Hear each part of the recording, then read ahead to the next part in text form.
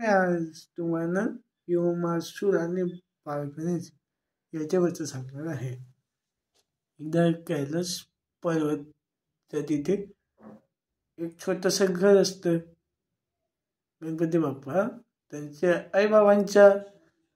तर मग तेथे नंदी आणि बाकीचे सेवक मस्तपैकी जेवण करत होते.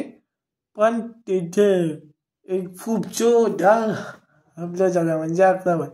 त्याच्यामुळे त्यांचं घर हिरू लागलं. तर मग माता पार्वती म्हणते, अरे हे काय होतंय? तर मग लगेच ते बाहेर येतात किंवा झालं ते. तर मग योयासूर हे राक्षस झाड फेकत होतं. तर मग माता पार्वतीला वाटतं की शंकरने हमला केलाय. तर मग त्यांनी म्हणतो की भोलेनाथने नाही केलाय, योमासूर राक्षसने हमला केलाय. तर मग ती गणपतीला शोधती. तर मूषकराज म्हणतो, पण प्रभू तर वाटतंय. तर मग ते खूप जोरात गणेश करून आवाज देतात माता पार्वती. तर मग ते दरवाजा जो असतो ना त्यांच्या घरचा, तो तोडून बाहेर येतो आणि बालगणेश विचारतात, आई तू ठीक आहे ना?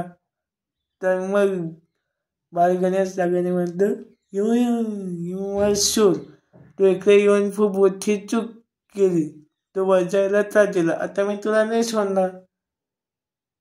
पण राक्षस होता एवढा आणि बालगणेश होते एवढे. तर मग ते जवळ गेले योमासूरच्या जवळ. तर मग योयासूर म्हणतो, अरे तो होता छोटासा, मला कसा मारशील? मार मार मार मार मार. तर मग राक्षस म्हणतो, अरे मार ना मला. तर मग सगळे सेवक म्हणतात की जरा तिकडे पण, कारण गणपती बाप्पा होते ना, तर त्यांनी आपला साईज मोठा करून घेतला होता, म्हणजे ते मोठे झाले होते. तर मग गणपती बाप्पा म्हणतात की माझ्या भक्तवाला जो पण मागतात तेव्हा त्यांना देतो, पण भक्ती खरं व्हायला पाहिजे. तो खरं मनापासून प्रार्थना केली म्हणून मी तुझी इच्छा पूर्ण करीन. ते तसं म्हणून ते योमासूरला मारावं लागतं. तर ते खूप मारतात. एकदा हवेतनं ते उचलून फेकतात, मग मारतात, मग खूप मारतात. मग असं करता करता एका खड्ड्यात त्याला पाडूनच टाकतात योयासूरला, कारण तो दुष्ट असतो ना म्हणून. आणि आयुष्य जाऊन मिठी मारतात बाळगणे. तर मग म्हणजे तू थकला असेल ना, तर मी मोदक तयार केले. सगळे सेवक म्हणतात की अरे आम्हाला पण भूक लागली, आम्हाला भूक लागली.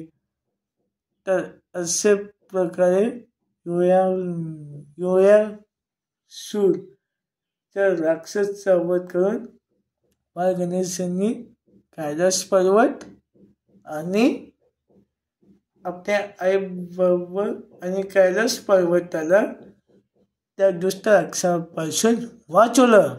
अशी होती योमासूर आणि बालगणेश याची गोष्ट.